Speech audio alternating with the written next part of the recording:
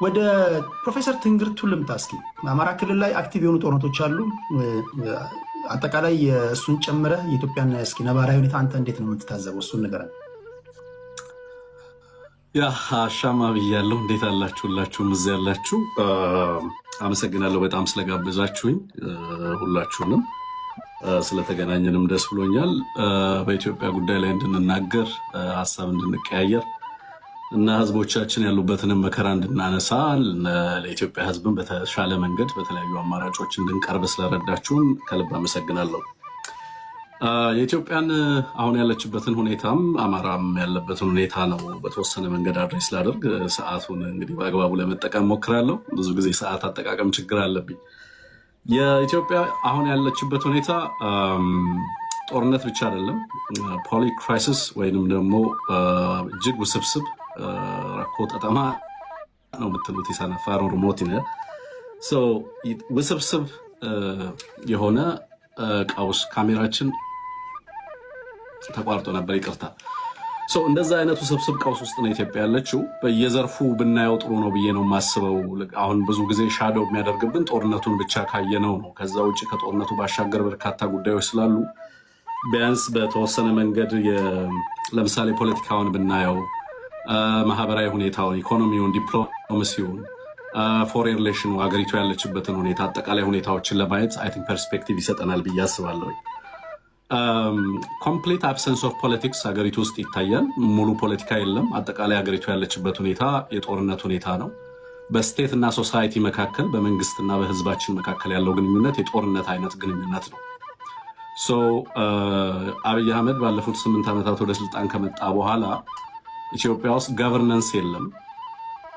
ያለው አጠቃላይ እያንዳንዱን ማህበራዊ፣ ፖለቲካዊና ኢኮኖሚያዊ ችግሮች ለመፍታት የሚካሄድበት መንገድ አጠቃላይ ጦርነት ነው። ጦርነት አዘን ኢንስትሩመንት ኦፍ ገቨርነንስ መንግስትን ተክቶ አስተዳደርን ተክቶ ሀገሪቱ የምትተዳደርበት ስርዓት ሆኖ የየዕለት የኢትዮጵያ ህዝቦች ግንኙነት በጦርነት ዲፋይንድ የሆነበት ወይም በጦርነት ሁኔታ ሊገለጥ የሚችልበት ሁኔታ እንዳለ እንረዳለን። የጦርነት ሁኔታው አጠቃላይ የፖለቲካል ፓራሊሲስ ወይንም ደግሞ ሲያሳ ልምሻ የፖለቲካ ድቀት ሀገሪቷ እንዲያጋጥማት ያደረገ መሆኑን ትመለከታላችሁ። ፖለቲካው ኢንስቲቱሽናሊ ብትመለከቱት፣ አጠቃላይ ፖለቲካ ምህዳሩን ስትመለከቱት ምንም አይነት ፖለቲካ አለ ሀገሪቱ ውስጥ ሊባል ለምሳሌ ፖለቲካን ዲፋይን ልናደርግ የምንችልባቸውን ሁኔታዎች ብንመለከታቸው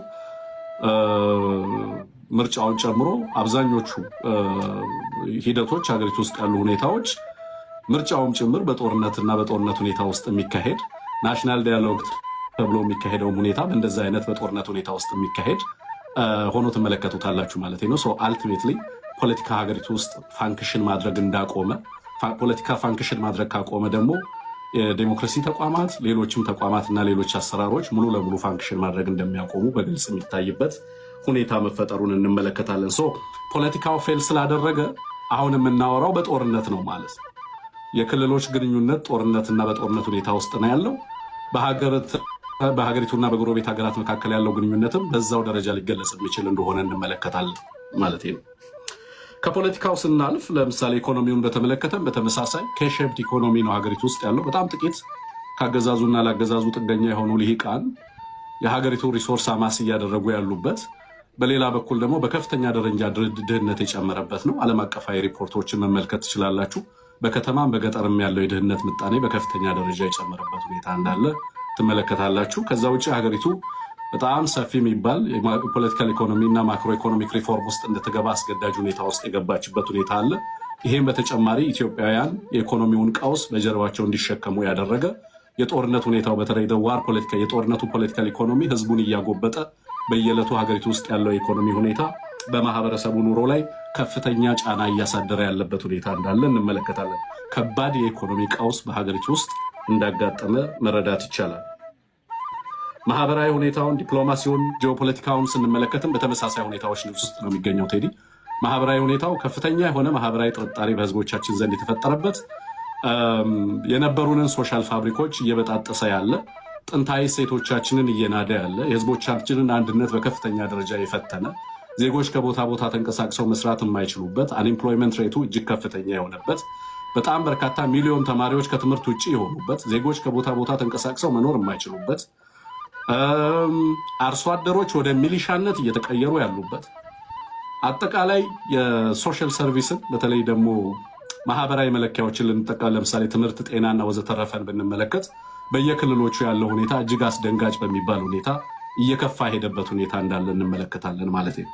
ዲፕሎማሲውን ብንወስድ ሀገሪቱ ከዚህ በፊት ታወቅባቸው የነበሩ ገለልተኛ የሆኑ ዲፕሎማሲዎች ተቀይረው አሁን ሀገሪቱ ቫዘል ስቴት ወይንም ደግሞ ጥገኛ ሀገር ሆና የሌሎችን ፎሬን ፖሊሲ ጥቅሞች ለማስጠበቅ የምትሰራበት ሁኔታ ያለ እስኪመስል ድረስ የኢትዮጵያ ተቋማትም ጭምር በሌሎች ሀገራት ካፕቸር የተደረጉበት ሁኔታ እንዳለ በስፋት እንመለከታለን።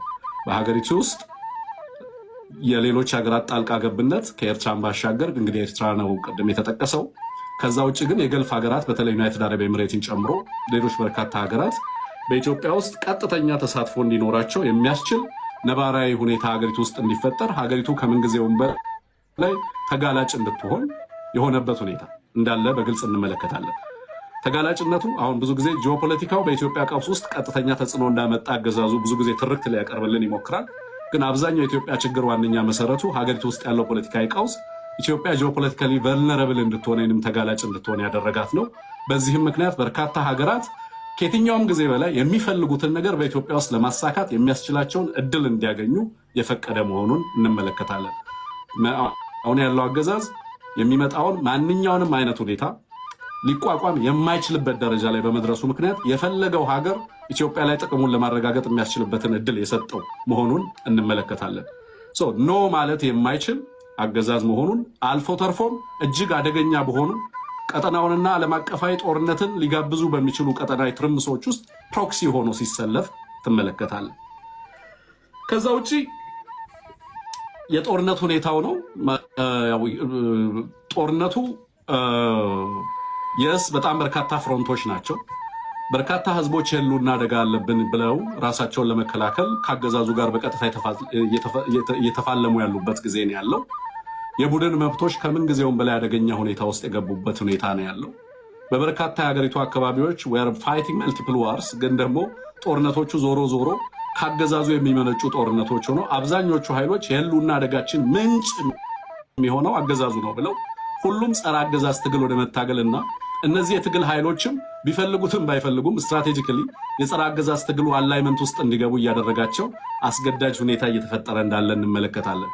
አገዛዙ ከዚህ በፊት በሩቅ የምናውቃቸው ጦርነቶች ፐሪፈሪ ላይ ኢትዮጵያ ድንበር አካባቢ ላይ ይደረጋሉ እንላቸው የነበሩ ጦርነቶች ዛሬ በሁሉም የሀገሪቱ አካባቢዎች የሚደረጉ መሆናቸው፣ የበርካታ ቴክኖሎጂዎችን በጦርነት ሂደት ውስጥ እየተጠቀመ መምጣቱ አገዛዙ ጦርነቶቹ ከኢትዮጵያ አልፈው ድንበር ተሻጋሪ ጦርነቶች እየሆኑ መምጣታቸው ጦርነቱ ይካሄድባቸው የነበሩ ምህዳሮችን በጦርነት ውስጥ ይሳተፉ የነበሩ አክተሮችን ቁጥርም አሃዝም መጠንም ስፋትም እየጨመረ በየጊዜው እየመጣ አሁን አዲስ አበባና በአዲስ አበባ ዙሪያ ላይ ጦርነት የሚደረግበት ሁኔታ እየተፈጠረ እንዲመጣ እየሆነ እንዳለ ትመለከታለህ። ይሄ ጦርነት በኢትዮጵያ ውስጥ ብቻ ደግሞ አይደለም የተወሰነው፣ ከሌሎች ሀገራት ጦርነት በተለይ ቀጠናው ላይ ካሉ ጦርነቶች ጋር ኮንቨርጅ እያደረገ እንደሄደም እየተመለከትን ያለ ነውና አጠቃላይ በብዙ ቀውሶች ውስጥ ሄዲ በአንድ ቀውስ ብቻ የሚገለጽ ሳይሆን ድርብርብ ቀውሶች የሚባል አይነት ሁኔታ ውስጥ አገሪቱ እንዳለች የሚያሳይ እንደሆነ ለማንሳት ነው። ማድረግ ያለብንን ትብብሮች ሁሉ ከኢትዮጵያ ኃይሎች ጋር እያደረግን ያለ ነው። የምናደርጋቸውም የአማራን ሕዝብ ጥቅምና የጥቅም መስመሮች ባስከበረ መንገድ ነው። ለምሳሌ በትግራይ ኃይሎችና በአማራ ሕዝብ መካከል ቅራኔዎች አሉ የሚል አገዛዙ በተደጋጋሚ የሚያነሳቸው ትርክቶች አሉ። የአማራ ሕዝብና የትግራይ ሕዝብ ለዘላለም ደም ሲፋሰስ እንዲኖር አገዛዙ ካርድ አድርጎ ሊጠቀምባቸው የሚፈልጋቸው ፋክተሮች አሉ። ለምሳሌ ወልቃይት ፋክተር፣ ራያ ፋክተር እና ሌሎች ጉዳዮች ነው። ይሄንን ፋክተር ይሄንን ካርድ ካገዛዙ እጅ መንጠቅ ነው የኛ ፖለቲካዊ ግብ። የአማራ ሕዝብና የትግራይ ሕዝብ ችግሮቹን የሚፈታበትን ዘለቄታዊ መንገድ ማመቻቸት ነው። ምክንያቱም ኢትዮጵያ ውስጥ ፋንክሽኒንግ የሆነ ፖለቲካ ኖሮ የትግራይና የአማራ ሕዝብ በጋራ ችግሮቹን የሚፈታበት ፖለቲካዊ አውድ አልተፈጠረም። ፕሪቶሪያ የሰረንደር ፓክት ነው አብይ አህመድ ዲፋይን ሲያደርገው የነበረው። ኢሚዲየትሊ የቀረበው ቾይዝ በዛ ሂደት ውስጥ ፕሪቶሪያ ላይ ለነበረው ኃይል ምንድን ነው? ኤርትራን እንውጋ የሚል ምርጫ ነው። አማራን እንውጋ የሚል ምርጫ ነው። ታንዛኒያ ኦላ ለሰላም ድርድር በሄደበት የቀረበለት ምርጫ ሌሎች ኃይሎችን በጋራ በትብብር እንውጋ ነው። ዘላቂ የሆነ የሰላም እቅድ አይደለም የሚያቀርበው ይሄ አገዛዝ። የሚያቀርበው ጥምረቶችን ነው የሚያቀርበው። ይሄ አገዛዝ ተጣምረን ሌሎች ኃይሎችን እንውጋ ብሎ ኦፈር አቅርቦ የሱ ኦፈር ሪጀክት ተደርጎ የተሻለ ፕሮፖዛል ያቀረቡ ኃይሎች ናቸው ጽምዶን የፈጠሩት። ካገዛዙ ይልቅ ሌሎቹ ኃይሎች ሪላያብል መሆን ችለዋል ማለት እኮ ነው። የኤርትራን መንግስት እንውጋ የሚል አማራጭ፣ አማራን እንውጋ የሚል አማራጭ ቀርበዋል ለብዙ ኃይሎች። ይሄ አገዛዝ ቢችል ኖሮ በቀጠናው ላይ ያሉ ኃይሎችን ሱዳንን ጨምሮ አስተባብሮ ህዝባችንን ማድቀቅ ይፈልጋል። በተደጋጋሚ የሱዳን ፕሬዝዳንትን ጨምሮ አልቡርሃን አልፋሽጋን ውሰዱና በዚህ በኩል አማራን ኮንቴን አድርጉልን፣ በተመሳሳይ ትግራይንም በተመለከተ በተመሳሳይ እንደዚሁ በርካታ ኃይሎችን እያደራጀ ፕሮክሲ ላይ ለምሳሌ አሁን ሐራ መሬት ላይ ፕሮክሲን አስቀድሞ ማደራጀት የጀመረው ይሄ አገዛዝ ነው። ለሰላም ያለው ፍኖት ምንድን ነው? ለምሳሌ አሁን ናሽናል ዲያሎግ ያደርጋል። ዋይ ናሽናል ዲያሎግ ዋይል ዘ ካንትሪ ዛት ዋር? ሰላሙን ማሸነፍ እንዳልፈለገ ግልጽ ነው ማለት ነው። ኮሚትድ አይደለም፣ ፖለቲካል ዊል የለውም ሰላምን ለማጽናት ኢትዮጵያ ውስጥ። የሚፈልገው ሌሎች ህዝቦች ጦርነት ውስጥ እያሉ እሱ የሚፈልገውን ፖለቲካል ኮንሲደሬሽን እና ሌጂቲሜሲ ወይንም ደግሞ አዲስ ፖለቲካል ሪአሬንጅመንት ማዋለድ ነው። ዋይል ፒፕል አር አት ዋር፣ ሌላው ህዝብ ጦርነት ውስጥ ነው፣ ሌላው ልሂቅ በስደት ነው፣ ሌላው ህዝብ እስር ቤት ውስጥ ነው፣ ሌላው ጦርነት ውስጥ ነው። ግን እሱ ደግሞ ናሽናል ዲያሎግ እያረኩ ነው ይላል። ሰላም የሚፈልግ ኃይል አንተ ከኔ ጋር ብትጣላ ሰላም ከፈለግ ከኔ ጋር አይደለም የምትነጋገረው፣ ጦርነት ከታጠቀ ኃይል ጋር ነው የምትናገረው የሀገሪቱን ሰላም ለማስፈን። ግን ዲያሎጉን ከስርዓቱ የመጣ የፖለቲካ ቀውስ አድርጎ ሳይሆን መፍታት የፈለገው ወደ ኋላ ሄዶ ታሪክንና ወደፊት ፖለቲካ የኢትዮጵያን ቀጣይ ፖለቲካል ፕሮጀክት ሊወስን የሚችልለትን ሂደት በራሱ ሂደት ጀመረው ዊዛውት ኢንቮልቪንግ ኢትዮጵያ ውስጥ አሉ የሚባሉ አክተሮችን ትቶ ኮሚትመንት የለውም ማለት ነው። ሰላም አይደለም የሚፈልገው ማለት ነው። ጽምዶንም በተመለከተ በጣም አምፕሊፋይ የሚያደርግበት ምክንያት በነገራችን ላይ ጽምዶ ኩድ ቢ ፐርሰፕሽን ፐርሲቭድ ትሬት ሊሆን ይችላል፣ አክቹዋሊ ኤግዚስት ላይ ያደርግ ይችላል።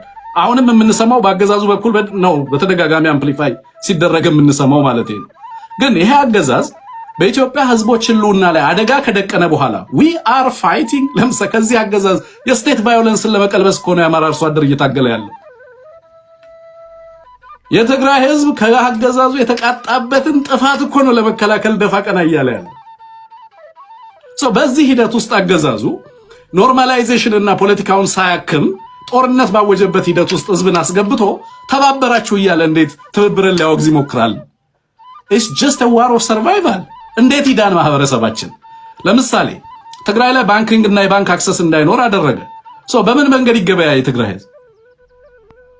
በምን ገንዘብ? ልክ እንደና አልቡርሃን ሌሎች አካባቢ ዳርፉር ላይ ምናምን የባንክ ሲስተም እንዳይኖር አደረገው፣ ካሽ ፍሎ እንዳይኖር አደረጉ፣ ሰው እንዳይገበያ ያደረጉ፣ ጦርነትን በብዙ ፎርም ጦርነትን በተለያየ መንገድ ኖት አክቹዋል ቫዮለንሱ ብቻ አይደለም፣ በተለያየ መንገድ በሚዲያ ጦርነት ያካሂዳሉ፣ በባንክ ጦርነት ያካሂዳሉ፣ በሕክምና ጦርነት ያደርጋሉ፣ ማህበራዊ አገልግሎትን በመከልከል ጦርነት ያደርጋሉ። ይሄንን ሁሉ ጦርነት በህዝቦች ላይ የተቃጣ ጦርነት በዋናነት የሚመራው አካል እነዚህ ህዝቦች ራሳቸውን ለመከላከል የሚችሉበትን እድል ነፍጎ በምርጫ እንዳንከላከለው ጦርነት ውስጥ ያለን ምርጫ ያካሂዳል። በናሽናል ዲያሎግ ውስጥ ተወክለን ህዝባችንና የህዝባችንን ጥያቄ እንዳንመልስ ጦርነትን ለማስቆም ፈቃደኛ ሆኖ አንደኛውም አጀንዳ ጦርነትን የማስቆም አጀንዳ አይደለም። ከ8ቱ አጀንዳ ውስጥ የኢትዮጵያ ፕራዮሪቲ would have been ፒስ ነው ቀድሞ። ግን ናሽናል ዲያሎጉ የሚያወራው ስለሌላ ነገር ነው። ኢቭን ቀደም አሁን ጀዋር ምን አለ? የኦሮሞ ህዝብ ጥያቄ ኢቮልቭ አድርጓል አለ። የአማራ ህዝብም ጥያቄ ኢቮልቭ አድርጓል። it is not አሁን ህገ መንግስቱንም አይደለም እኛ እያወራን ያለ ነው። it's about survival። ጦርነት ነው ያለው፣ በሁሉም አካባቢ ላይ ያለው ጦርነት ነው። ከ10 ሚሊዮን በላይ ህዝብ ትምህርት አይማርም፣ ወጥቶ መግባት አይቻልም። የአዲስ አበባ መምጣት ምን ያህል ከባድ እንደሆነ ታውቃላችሁ። አሊ ዶሮን እንዴት እየተጠቀመበት እንዳለ ማለት ነው። በእነዚህ ሁሉ ሂደቶች ውስጥ